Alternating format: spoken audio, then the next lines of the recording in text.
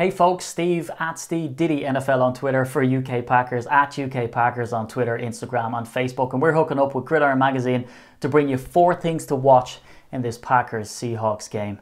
Let's get it. First off, let's talk defense. In fact, let's talk Seattle Seahawks defense.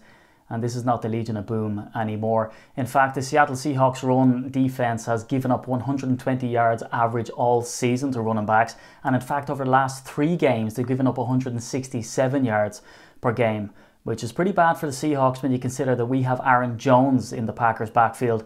Aaron Jones went toe-to-toe with Christian McCaffrey as a frame of reference this regular season, and in fact ended up with 1 rushing touchdown more than Christian McCaffrey of the Carolina Panthers. He has 1,558 all-purpose yards, which means receiving. He's 19 touchdowns on the season. Also, some of those also receiving. He's good with his hands.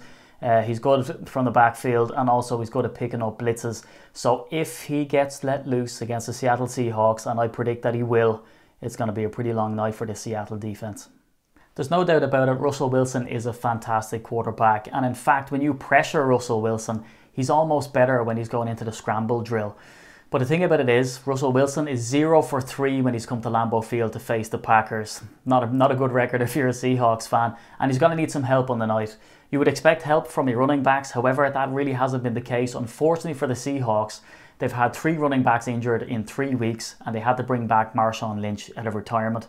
The old legend has been getting touchdowns, and he's a fan favourite. There's an awful lot of nostalgia. However, if you look at that Eagles game last week, the running backs went for 19 yards on 17 carries, bearing in mind that one of those runs was 12 yards long by Travis Homer, the 4th string quarterback. So if they can't get their run game going on the night, it's all going to be on Russell Wilson's shoulders, and he's already proven that he seems to not be able to win in Lambeau Field. His passer rating is down, his interceptions are up, and his completion percentage is embarrassing.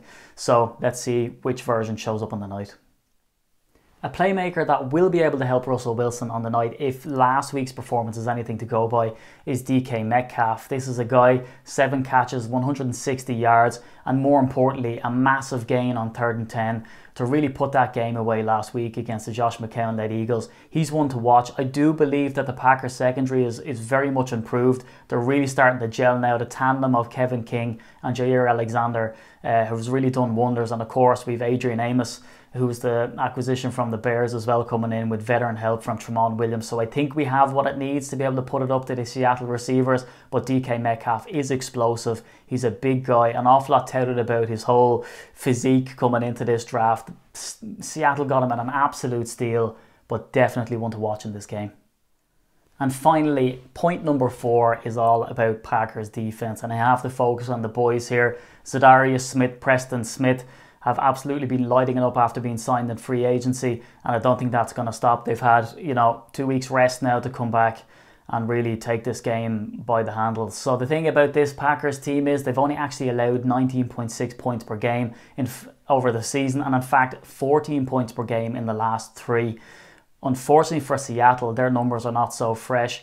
Over the season, they've allowed 24 points per game, their defense has. So strictly based on mathematics alone, and it never works out like that, it looks like the Packers are in for a win in this game. The bookies have them at 4.5 points.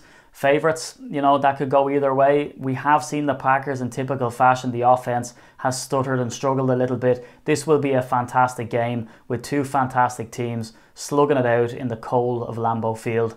So drop your score predictions underneath this tweet, Facebook or YouTube video, and let us know what you think. But until then, follow the group at UK Packers, me at SteeDDNFL, and of course at Gridiron for Gridiron Magazine.